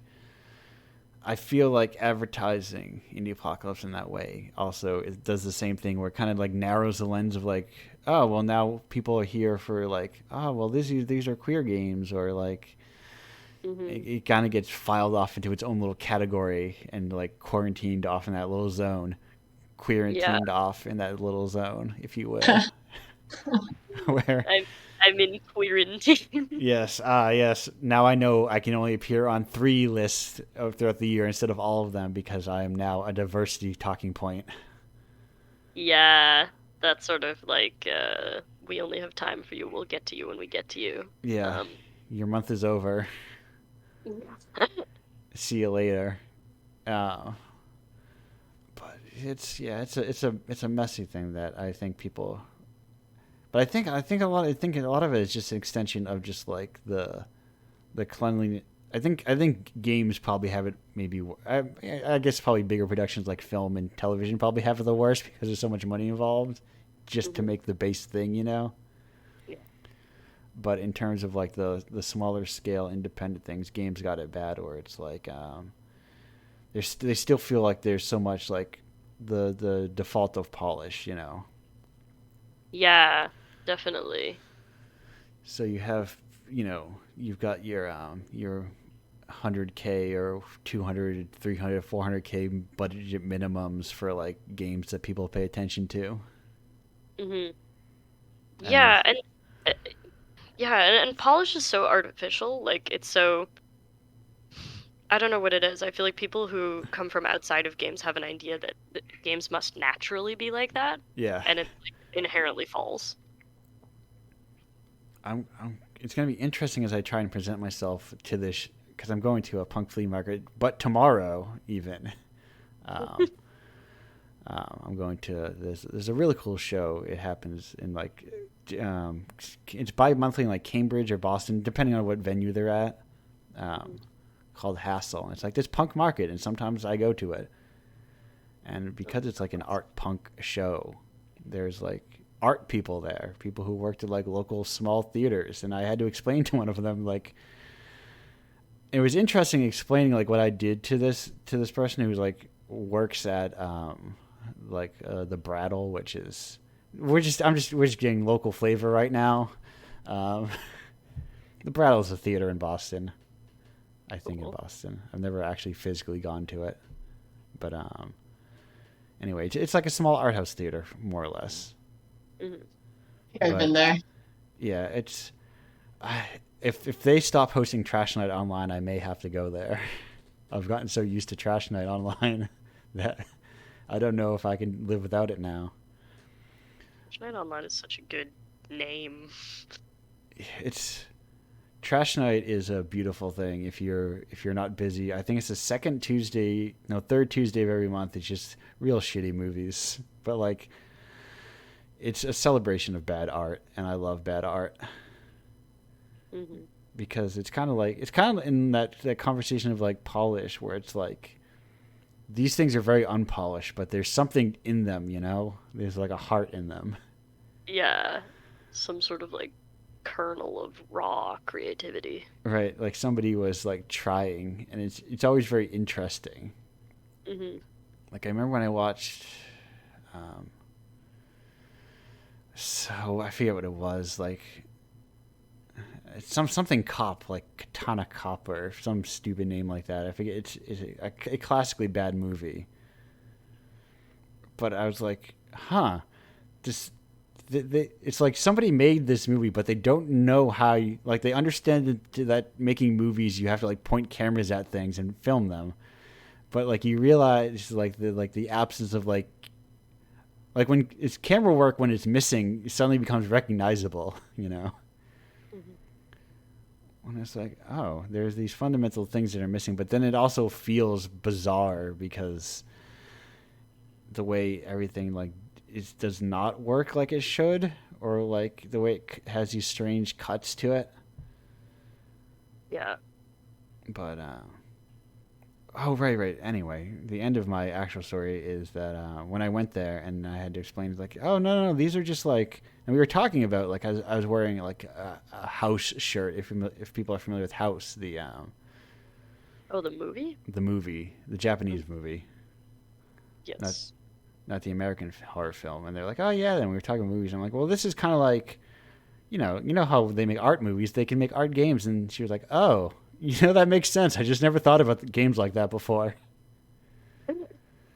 There is definitely a strong element of having to explain my job to people and having no better way than to say, I make video games. And the second question is always, cool, what video games, or who do you work for?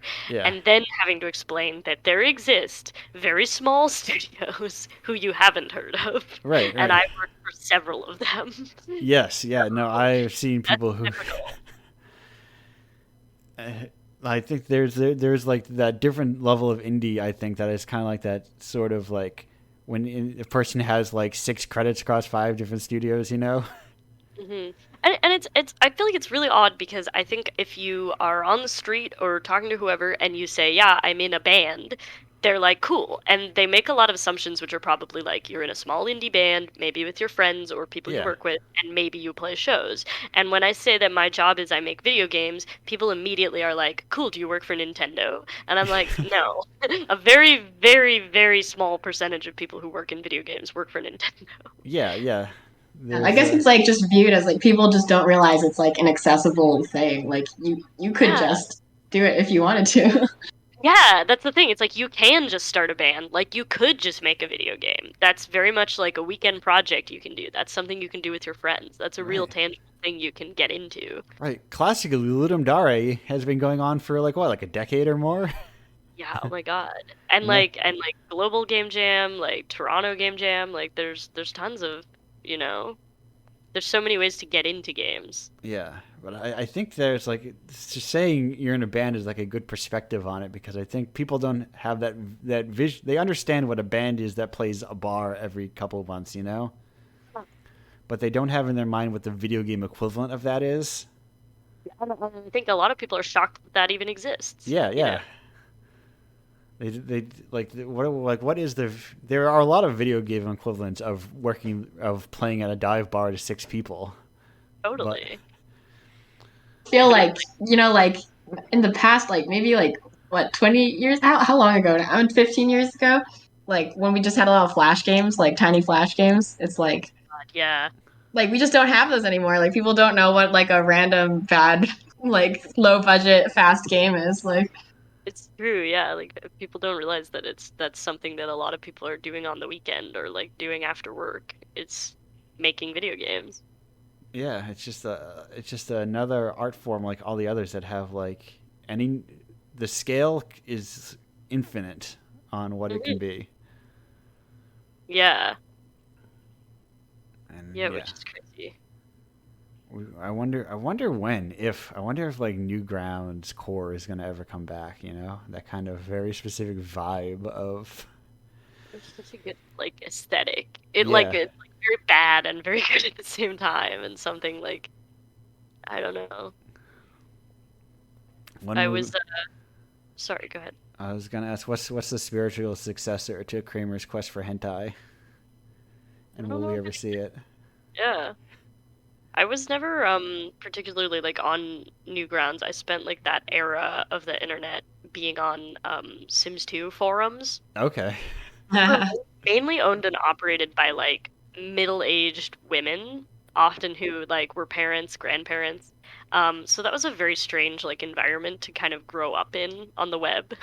Yeah, that is, you know, the Sims, the Sims demo Yeah. of.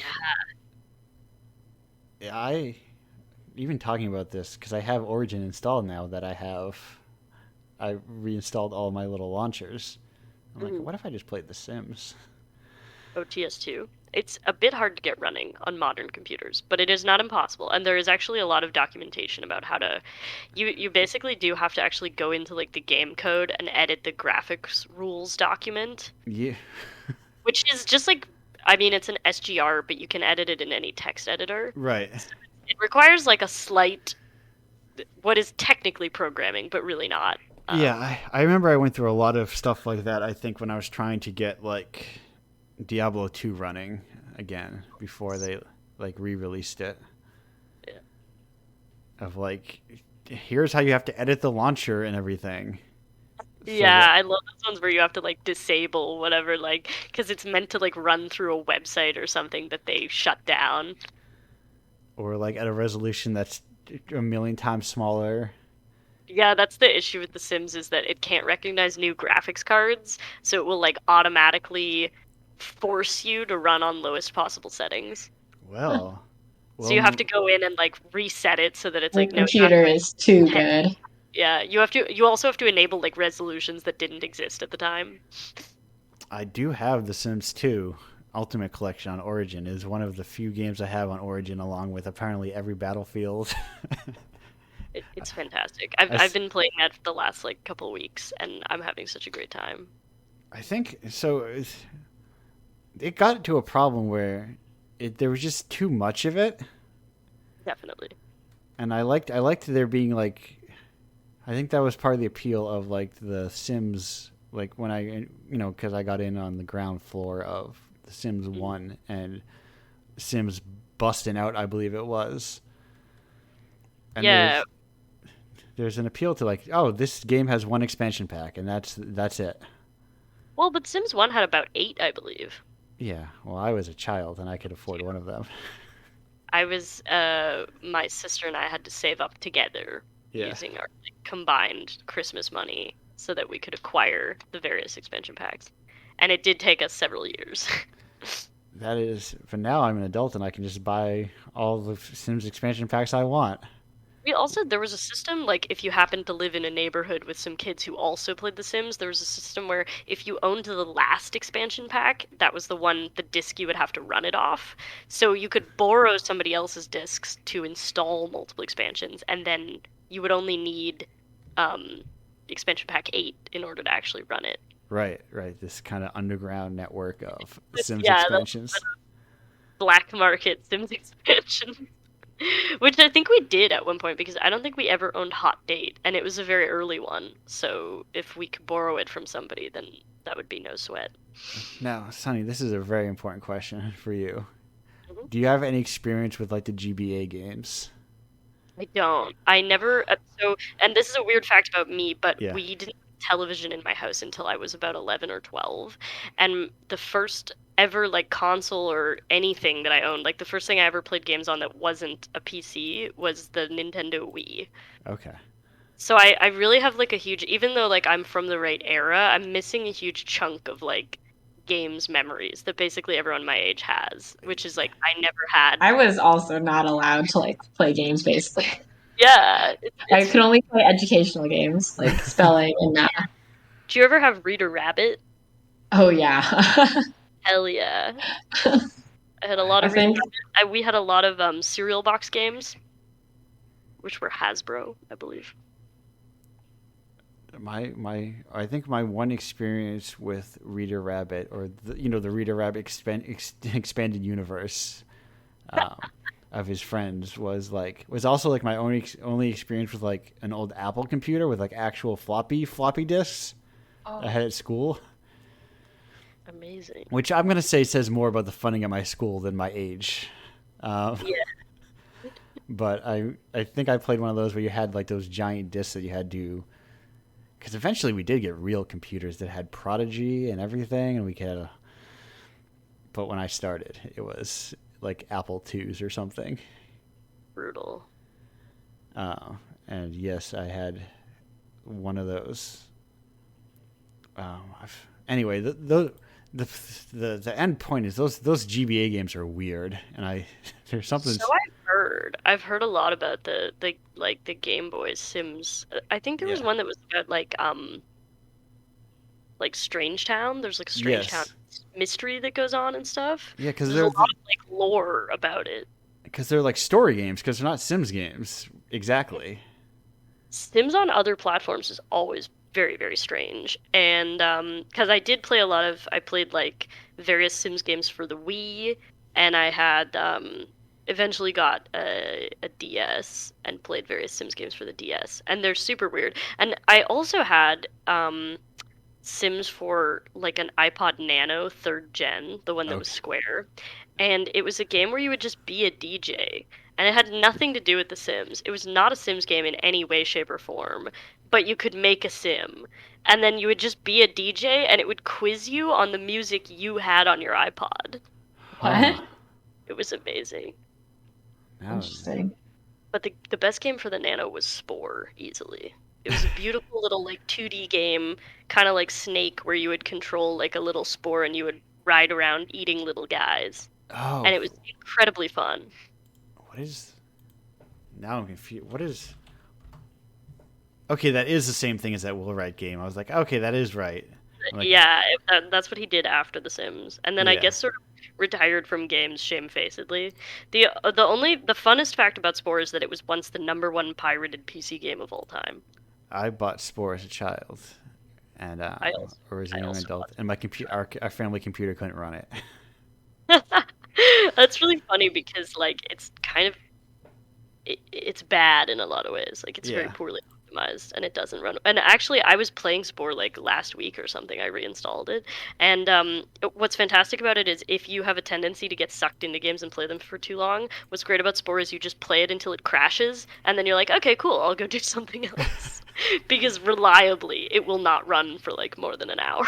Yeah, it was a weird experience because I think I primarily only played like The Sims or like. Mm-hmm. We were a Blizzard household where we just kind of played either StarCraft or Warcraft or Diablo, and those were like kind of low spec games, I think. So the idea that a computer could like not play a game was very confusing. Yeah.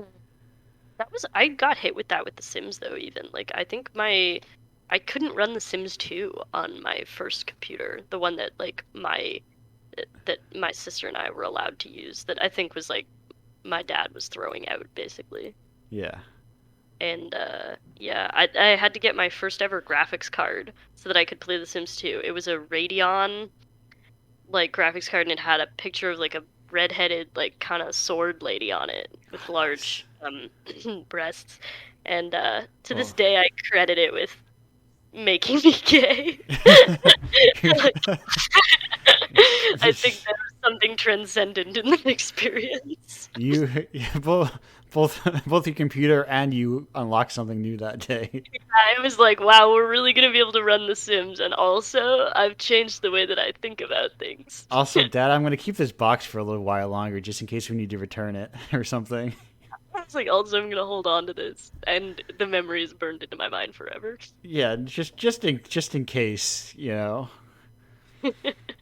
Listen, we all have those weird like memories in retrospect that we think about a lot and go, "Huh, that explains a lot about us in the future," you know. I think yeah, you do get like awakened at some point in being a kid.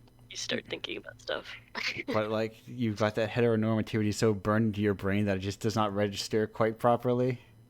Yeah, it's not until years later that you're thinking about it and you're like, I did really like that that video card. Right, like, There was something special about it. I was really drawn to these kind of ambiguously androgynous people in real life for some particular reason. I also actually, if anything was a sign, most notably, I got what is can't really be called a glitch in The Sims 2, where only male babies would be born in my game, and I found out that the reason why it happened was because I had so many female Sims, the neighborhood tries to rebalance the game. Yeah.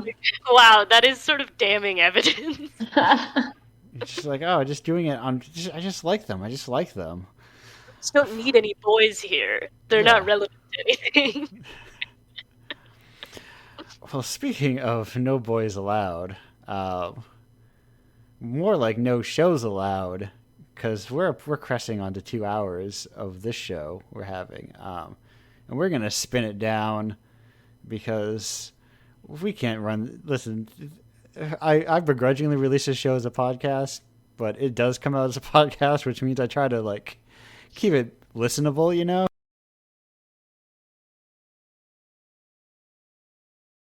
Oh, there he goes.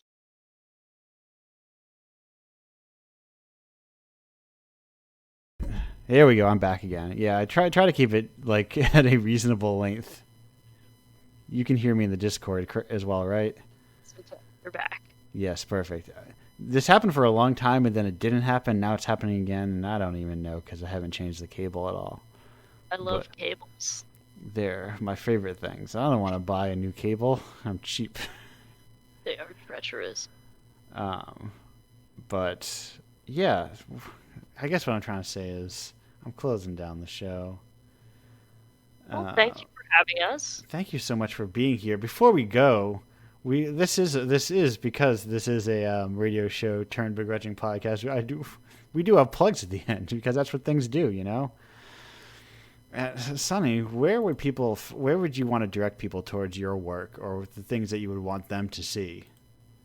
I think people can check me out on my own website, which is wonderbreath.work, I believe, although it's technically redirecting to a GitHub URL. And yeah, just have a browse of my stuff if you feel like it. Perfect. Yeah, listen, having your own URL is the most important first step, whether or not the redirects work. Whether or not it goes anywhere like meaningful at the time, you know. It's good that it's there. Yeah. Oh, will it go somewhere? It might. It's spinning a lot. Yeah. You can also find me at annoyingimages.com. Perfect. That's a good URL to have, honestly. It's also not set up, but it links to something. That is an envious URL. I have no idea how I got it. I snagged it somehow, and now I don't even know what to do with it. It's like I have too much power. Yeah, that is. Wait until the correct person tries to brand something, and then cashing Yeah, a I'm sweet biding my paycheck. time. I think you missed the your window with. Is the annoying orange still around? I probably missed my window with the NFT boom. That would have Ah, been a great yes. URL to sell horrible NFTs from. You could. Oh, you. The if you had a better marketing brain, annoying image would have capitalized perfectly. Yeah, that would have been Ah, great. Could have been an ape or something. yeah, yeah. Sell it to the Toronto Comics and Arts Festival. They'll probably want it next year when they, in the next 2 or 3 years when they pivot hard into NFTs and don't give anyone an option. Yeah, they want to get their hands on that. That was a very healthy drama to absorb while I was having a rough time on that weekend. I was like, Oh man. something good that people can, but a good update. I managed to squeeze like a good $600 out of American Airlines for my luggage, so I'm feeling good. Well, fair play. Feeling good. But you know, I'll know when that check arrives to my house in like 30 days, give or take. But anyway, it all worked out in the end. Carolyn, what have you got to promote? I do not have a fun website name, I guess. I'm just on Twitter. Uh, Post random stuff under Cludosian. And that would Uh, be CLUDOSIAN. yes, that is right. Mostly recently have just been posting art, but maybe eventually I'll make another game. Maybe see, that's the thing. There's no rush to make games, you know. Ooh, Yeah. you've got an ad on your thing for Skittles. They've partnered with GLAAD and 6 talented LGBTQ plus artists to create 5 unique Pride packages for Oh Skittles. man. Finally, I can eat Skittles as a registered queer. Only if you get the right ones. Oh shit. And if you get the regular Are taste, Skittles not inherently queer? Yeah, they're no, already rainbow. but they're not the right ones. You know, they're not the. This page isn't loading obviously because I have like voice meter up and that kills a lot of like audio related things because of my computers are routing audio in a lot of weird ways, so that I can turn music down and up and anyway. Um, me, right. I have URLs as well. I have indiepocalypse.com. It's the number one URL that you need if you want to sell something called Indiepocalypse. Somebody recently looked at it, they called it Indiepocalypse, and I looked and I was like, well, that's annoying, but I'm not going to correct them because they spent the time to make a little mini thread about it. Um, but Indiepocalypse, it's like indie and apocalypse, but I took the A out and I smashed those two words together. It's a cool thing. There are games in there. There are all sorts of games. The widest breadth of like what can a game be? And I'm like, I don't care. Do I interact with it in some way? Then it's probably a game. And then it's probably eligible for me to put in Indiepocalypse. Heck yeah. Yeah, I posted a panel last night from what I think is probably my favorite ongoing comic. I think, where the character expressed and just perfectly expressed like what I'm looking for in games and art. Where it's just I like the feeling that you're trying to convey something, and like yes, that's what I want. It's just kind of like I want to feel like there's an authorial intent, you know, like somebody wanted to make something because they wanted to make it. Yeah. That's what I like. So I'll promote Indiepocalypse. It's got a Patreon/Patreon. It's got submit. You can submit your games at /submit. Go read Ikoku Nikai so that it'll get localized over in the U.S. if you like comics about like kind of a lot about what we were talking about how kids are smarter than we give them credit for, and like we're all just kind of like the complexities of adulthood, and we're all weird, complex individuals. Yeah. I'm a big fan of that particular comic. I think it's quite good. But this isn't a comic podcast. This is the end of the Indiepocalypse Radio Show. Sunny, Carolyn, thank you both for being here. Thank you. This is the end of the show. Goodbye, everyone.